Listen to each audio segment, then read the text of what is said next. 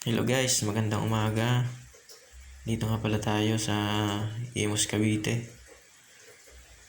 May pipinturahan tayo dito na kwarto. Kwarto ni Sir Carlos Angeles. Bale, pinapunta nga ako dito para tumulong pagpintura para mapabilis yung gawa. At syempre naman, dapat pasika tayo sa gawa. Konting bilis-bilis.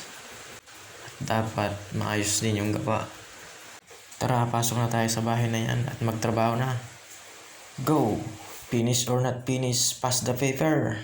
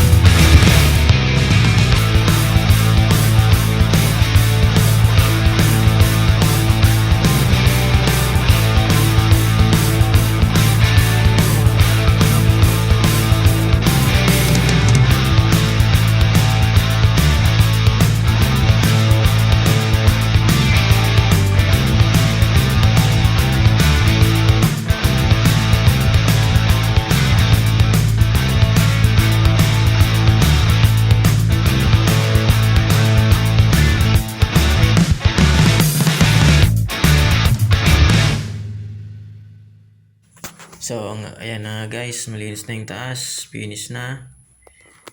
Flat latex yung finish namin sa kisame at yung wall naman ay semi-gloss latex.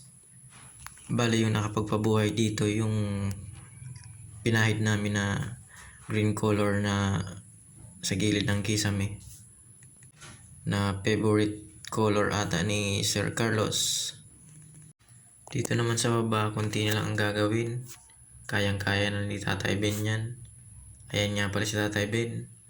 Mahal na mahal ni Sir Carlos yan. Sinasabay pa nila paghapunan. Kaya nga parang ayaw nang umalis ni Tatay Ben dito. Sobrang bait ni Sir Carlos. Sabi pa ni Tatay Ben, Rek, di na ako sama sa ibang project ni Boss Renz. Paiwan na ako dito. Peace, Tay Ben. Huwag kang masyadong mainis kay PM ha. Tagal pa kayong magsasama. So guys, maraming salamat nga pala sa panonood ng munting video na to. At sana po nagandahan kayo sa gawa namin. Thank you!